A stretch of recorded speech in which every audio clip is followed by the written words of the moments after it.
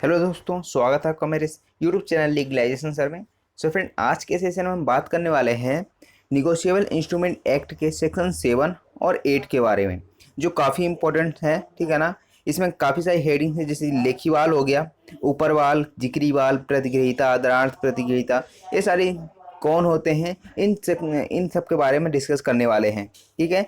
और सेक्शन 8 जो बात करता है आपका होल्डर के बारे में, होल्डर कौन होता है, तो यहाँ पर इन सारी चीज़ों के बारे में डिस्कस करेंगे। ठीक है, तो चलिए स्टार्ट करते हैं आज का सेशन। और इससे पहले हमने बिल ऑफ एक्सचेंज, चेक और प्रोमिसरी नोट, ये सारी चीज़ें डिटेल में हमने पढ़ा था। यदि आपने नहीं देखा तो मेरे चैनल पे जाके देख सकते हैं। ठीक है, तो चलिए स्टार्ट करते हैं आज का सेशन। इस वीडियो को लाइक करें, हमारे चैनल को सब्सक्राइब कर बेल आइकन जरूर प्रेस करें हमारी न्यू वीडियो सबसे पहले देखने के लिए। अब यहाँ पर सेक्शन 7 हम समझ रहे हैं। ठीक है, तो सबसे पहले हम इसमें समझते हैं लेखीवाल, जिसको इंग्लिश में कहते हैं ड्रॉयर। अब यहाँ पे क्या है कि जो ड्रॉयर और ड्रॉई, इन दोनों को एक साथ समझेंगे तभी समझ में आने वाला। ठीक है, तो यहाँ पे जो लेखीवाल, लेखीवाल कौन होता है कि विनिमय पत्र या चेक। अब यहाँ पे दो चीज़ों को शामिल किया गया है, विनिमय पत्र, ठीक है ना, बिल ऑफ एक्सचेंज को और चेक को। अब यहाँ पे प्रोमिसरी नोट को नहीं काउंट किया गया। क्यों? क्योंकि जो प्रोमिसरी नोट होता है उसमें कोई ऐसा कोई केस ही नहीं होता है कि उसमें ड्रॉयर और ड्रॉई अर्थात लेखीवाल और ऊपरवाल हों। ठीक है, तो यहाँ पर सिर्फ दो चीज़ों को काउंट किया गया, विनिमय पत्र और चेक को। तो यहाँ पर जो भी व्यक्ति उस विनिमय पत्र या चेक को बनाता है वो क्या कहलाता है? ड्रॉयर कहलाता है। ठीक है, अर्थात जिसके द्वारा ऐसे प्रकार में लिखा, कौन सी, विनिमय पत्र और चेक ये बनाया गया है, वो कौन कहलाता है? लेखीवाल कहलाता है। अब ऊपरवाल कौन होता है? अर्थात ड्रॉई, जिसे निर्देशित किया गया है पैसे संदाय करने के लिए, उसे ऊपरवाल कहा जाता है। अर्थात लिखत उस जिसके ऊपर बनाया गया है वह ऊपरवाल है।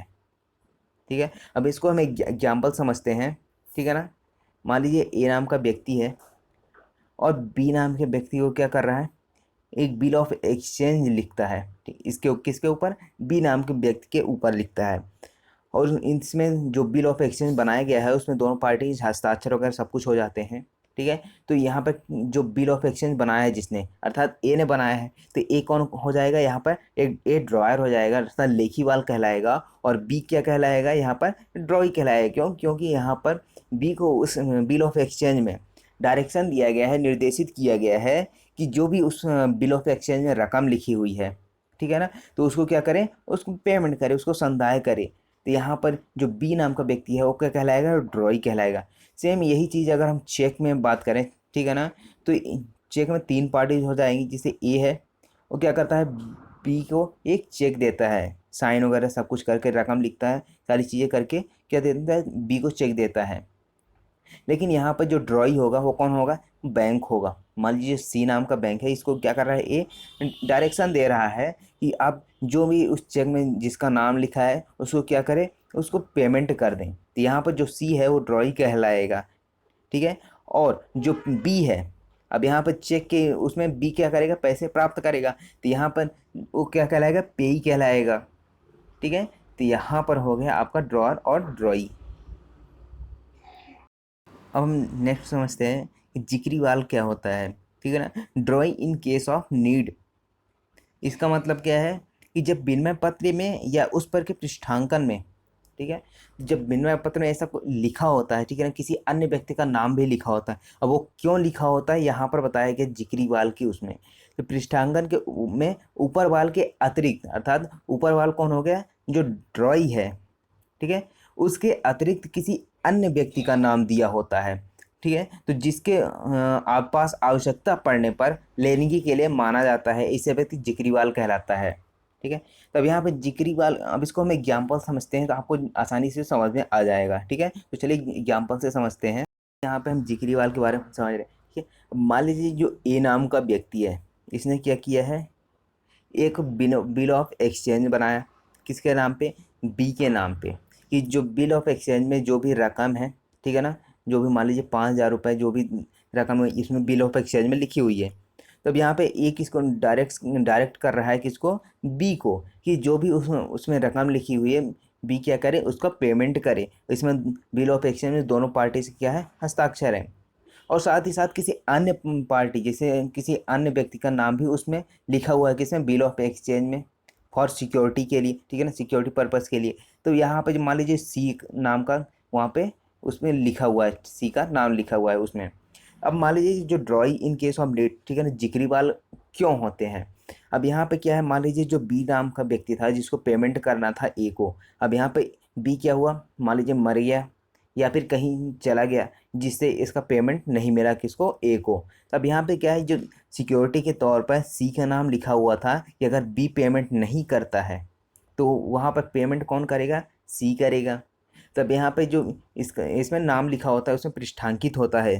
तो यहाँ पर अब बी मान लीजिए पेमेंट नहीं किया उस बिल ऑफ एक्सचेंज का, ठीक है ना, जो 5,000 रुपये का था जिसको बी को पेमेंट करना था। अब ए क्या करेगा, अब सी के पास जाएगा और बिल ऑफ एक्सचेंज के तहत उससे क्या करेगा, पेमेंट मांग सकता है। अगर सी यहाँ पर उसको पेमेंट नहीं करता है तो वहाँ पे इस पर जो ए है क्या कर सकता है, एक केस फाइल कर सकता है सी के अगेंस्ट में, ठीक है ना, क्योंकि वो सिक्योरिटी के पर्पस पर ही सी का वहाँ पे नाम लिखा हुआ था, इसके हस्ताक्षर हुए थे, सारी चीज़ें लिखी हुई थी, ठीक है। तो ये होता है आपका जिक्री बाल, अर्थात यदि जिसको पेमेंट करना है जो ओरिजिनल ड्रॉई है, यदि वह नहीं मिलता है या फिर पेमेंट नहीं करता है, मर जाता है, कुछ भी हो जाता है, तो वहाँ पर सिक्योरिटी पर्पस के लिए किसी अन्य व्यक्ति का नाम लिखा होता है, ठीक है।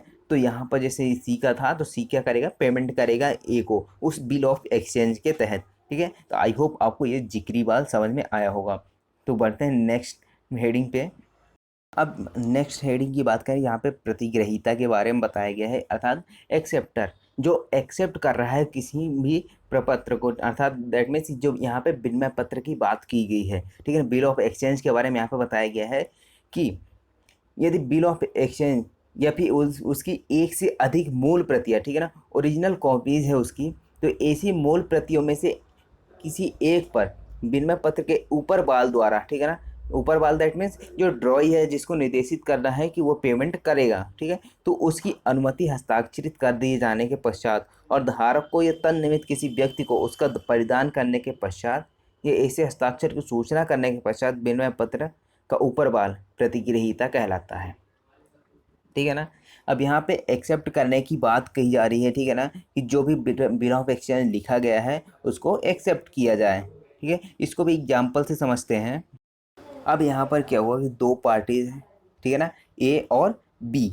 अब यहाँ पर क्या हुआ कि ए एक बिल ऑफ एक्सचेंज लिखता है, ठीक है ना, किसके नाम पे, बी के नाम पे, मान लीजिए 10,000 रुपये का है, ठीक है ना।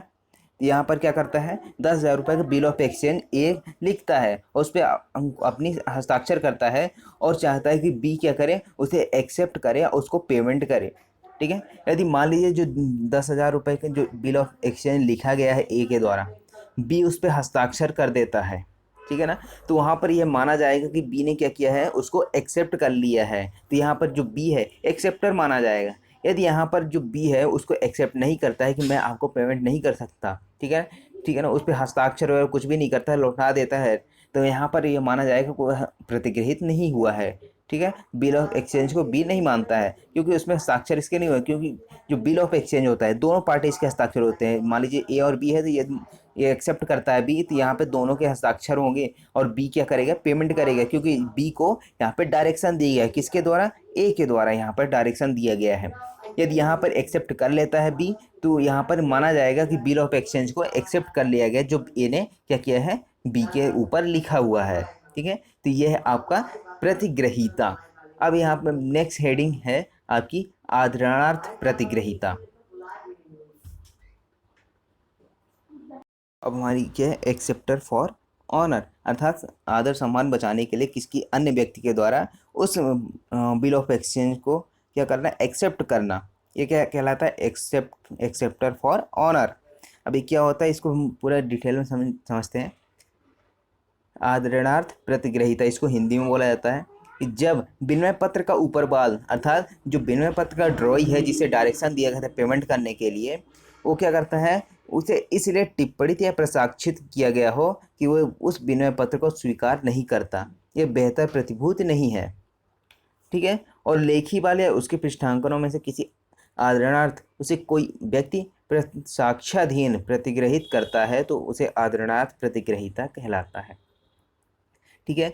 अब यहाँ पर क्या हुआ कि मान लीजिए बिल ऑफ एक्सचेंज का ड्रॉयर क्या करता है, जो बिल ऑफ एक्सचेंज का ड्रॉयर है वो क्या करता है, जो ओरिजिनल ड्रॉइंग है उसके ऊपर क्या करता है, एक बिल ऑफ एक्सचेंज को ड्रॉ करता है, बनाता है।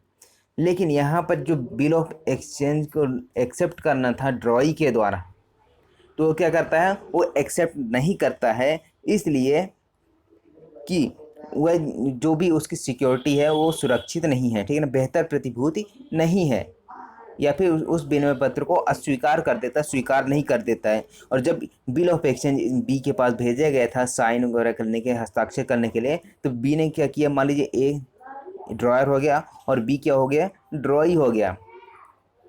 अब यहाँ पर क्या हुआ कि जो बी है वो बेहतर प्रतिभूति नहीं है, इस कारण से बी क्या करता है, उस बिल ऑफ एक्सचेंज को स्वीकार नहीं करता है, ठीक है। और उस बिल ऑफ एक्सचेंज पर एक टिप्पणी लिख देता है या प्रसाक्षित कर देता है, उसमें हस्ताक्षर करके टिप्पणी लिख देता है कि मुझे ये बिल ऑफ एक्सचेंज क्या स्वीकार नहीं है, ठीक है ना।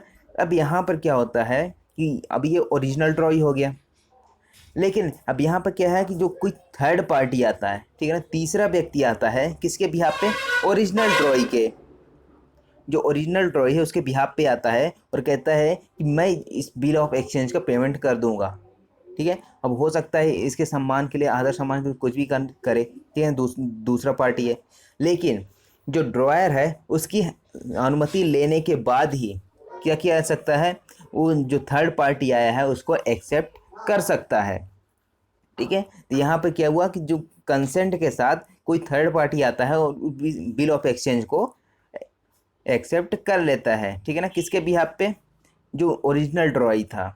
अब यहाँ पे जो तीसरा व्यक्ति था वो क्या कहलाएगा, अब यहाँ पे एक्सेप्टर फॉर ऑनर कहलाएगा, इसे कहते हैं आदरणार्थ प्रतिग्रहीता। इसको हम एग्जाम्पल से समझते हैं, ठीक है ना, आदरणार्थ प्रतिग्रहीता के बारे में। अब ये ने क्या किया है, एक बिल ऑफ एक्सचेंज बनाया है, ठीक है, किसके नाम पे, बी के नाम पे, लेकिन बी क्या कहता है, उसको अस्वीकार कर देता है, कहता है कि ये बेहतर प्रतिभूति नहीं है, ठीक है ना, ये बिल ऑफ एक्सचेंज कोई और भी बना सकता है, फ्रॉड कर सकता है, ठीक, सारी चीज़ें कहता है, और उस बिल ऑफ एक्सचेंज में एक टिप्पणी लिखते हुए हस्ताक्षर करके लौटा देता है, अर्थात उस बिल ऑफ एक्सचेंज को अस्वीकार कर देता है, स्वीकार नहीं करता है। अब यहाँ पर क्या हुआ कि मान लीजिए सी उसके पहचान का था, ठीक है, तो क्या करता है, जो बिल ऑफ एक्सचेंज था, अब बी ने क्या किया था, ए को तो रिटर्न कर दिया, अब यहाँ पे सी आता है ए के पास और उसकी सहमति से क्या करता है, उस बिल ऑफ एक्सचेंज को स्वीकार कर लेता है, ठीक है ना, एक्सेप्ट कर लेता है कि मैं इसके बिहाफ पे क्या करूँगा, पेमेंट कर दूंगा, ठीक है। तो यहाँ पर यदि एक कंसेंट दे देता है, ठीक है ना, सहमति दे देता है, तो वह सी क्या कर सकता है, उसको एक्सेप्ट कर सकता है उस बिल ऑफ एक्सचेंज को और पेमेंट करेगा। बट यहाँ पर जो सी है वो क्या कहलाएगा, यहाँ पर आदरणार्थ प्रतिग्रहीता कहलाता है, ठीक है ना, एक्सेप्टर फॉर ऑनर कहलाता है। तो इसी पूरी प्रोसेस जो होती है, ठीक है ना, इसको क्या कहते हैं, इसको सुप्रा प्रोटेस्ट कहा जाता है, ठीक है ना। तो यहाँ पर ये अनादरित ना हो, जो बिल ऑफ एक्सचेंज है वो अनादरित ना हो, ठीक है ना, डिसऑनर ना हो, उस वजह से जो सी है ये क्या करता है, उस बिल ऑफ एक्सचेंज को एक्सेप्ट कर लेता है, तो इसे सुप्रा प्रोटेस्ट कहा जाता है, ठीक है ना। आई होप आपको ये समझ में आया होगा, आदरणार्थ प्रतिग्रहीता, ठीक है ना। अब यहाँ पे इसके आवश्यक तत्व के बारे में बात करें, ठीक है ना, तो आवश्यक तत्व कौन कौन से हैं, जो मुख्य लेखी वाल है, ठीक है ना, अर्थात जो ड्रॉयर है उसकी अनुमति स्वीकृत से पहले लेनी होगी, अर्थात जो थर्ड पार्टी आ रहा था, ठीक है ना, एक्सेप्टर फॉर ऑनर में जो थर्ड पार्टी आया था, जैसे सी आया था उसमें, तो क्या करेगा, सी ए की अनुमति लेगा, अर्थात जो मुख्य लेखी वाला था, जो ड्रॉयर था उसकी क्या करेगा, अनुमति लेगा, उसके बाद ही उस बिल ऑफ एक्सचेंज को स्वीकार कर सकता है, अदरवाइज वो स्वीकार नहीं कर सकता है, स्वीकृत नहीं दे सकता है। और दूसरा पॉइंट यहाँ पे है कि वह विनिमय पत्र टिप्पणित या प्रसाक्षित हो चुका, अर्थात जो ओरिजिनल ड्रॉई था, ठीक है ना, जैसे ए और बी और सी तीन व्यक्ति थे यहाँ पर एग्जाम्पल में हमने देखा था, ठीक है।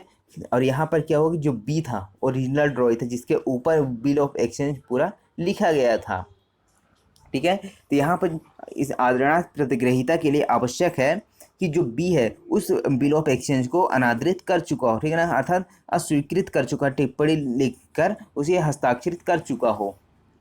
उसके बाद तीसरा इसमें आवश्यक तत्व है कि वह ऐसा व्यक्ति होना चाहिए जिसका उस पर विनिमय पत्र से कोई संबंध ना रहा हो, ठीक है ना। तो जो तीसरा व्यक्ति आता है इस पूरे प्रोसेस में, तो यहाँ पर क्या है कि वह ऐसा व्यक्ति होना चाहिए जिसका संबंध उस विनिमय पत्र से नहीं होना चाहिए, ठीक है ना। यदि उस विनिमय पत्र से उसका संबंध पहले रह चुका है तो वहाँ पर उस व्यक्ति द्वारा उस विनिमय पत्र को स्वीकार नहीं किया जा सकता है, ठीक है। तो ये रहा एक्सेप्टर फॉर ऑनर के आवश्यक तत्व, एसेंशियल एलिमेंट्स, ठीक है। तो आगे बढ़ते हैं। अब नेक्स्ट हेडिंग है हमारी पाने वाला, ठीक है ना। पेई, पेई कौन कहलाता है? लिखित में नामित वह व्यक्ति जिसे या जिसके द्वारा आदेश पर किसी अन्य को धन संदाय किया जाना है, लिखित में निर्दिष्ट पाने वाले व्यक्ति कहलाता है। पाने वाला, ठीक है ना। नेक्स्ट हेडिंग हमारी क्या है? पाने वाला अर्थात पेई, जिस व्यक्ति को अर्थात लिखित में नामित वह व्यक्ति जिसे या जिसके आदेश पर किसी अन्य को धन संदाय किया जाना है, ठीक है, लिखित में निर्दिष्ट पाने वाला कहलाता है। अब यहाँ पर इसको एग्जाम्पल से समझते हैं कि ए नाम का व्यक्ति है और ये बी नाम का व्यक्ति है, ठीक है ना।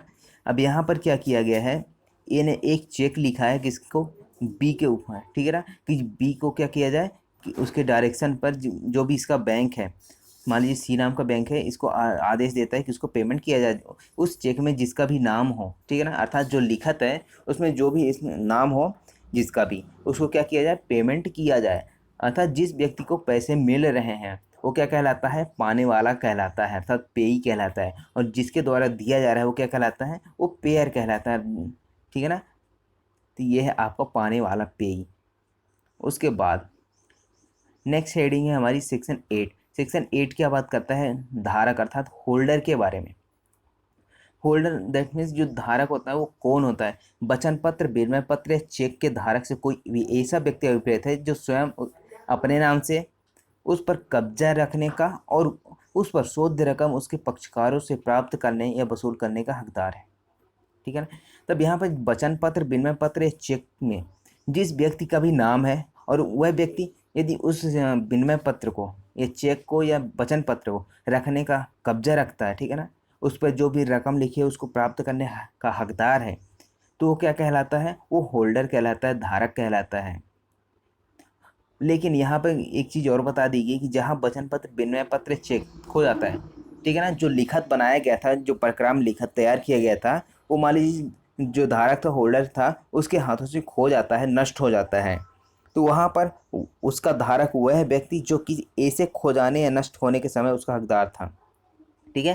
अब मान लीजिए ए नाम का होल्डर था, ठीक है ना, जिसको क्या करना था? पेमेंट मिलना था, और उसमें पैसे वसूल करने का इसका अधिकार था, ठीक है ना। तो यहाँ पे क्या हुआ कि जो भी इसके पास जो लिखा था, ठीक है ना, मान लीजिए चेक था, वो खो गया, किसी अन्य व्यक्ति के पास चला गया। तब यहाँ पर मान लीजिए बी नाम का व्यक्ति पाता है उस चेक को गिरा हुआ, तो यहाँ पर क्या है कि यही ओरिजिनल मालिक माना जाएगा, ठीक है ना। जो होल्डर है वो कौन माना जाएगा? ए माना जाएगा, ना कि बी माना जाएगा, ठीक है ना। तो ये कहता है आपका सेक्शन 8। आई होप आपको ये होल्डर और बाकी सारी चीज़, ड्रॉअर, ड्रॉई, दीवार, ये सारी चीज़ें आपको समझ में आया होगा, ठीक है ना। यदि आपको समझ में आया तो लाइक करें, शेयर करें, और यदि आप मेरे चैनल पर नए हैं तो सब्सक्राइब करके बेल आइकन प्रेस कर लें ताकि आने वाले वीडियोज़ की नोटिफिकेशन आपको मिलती रहे। Thank you so much for watching legalisation sir.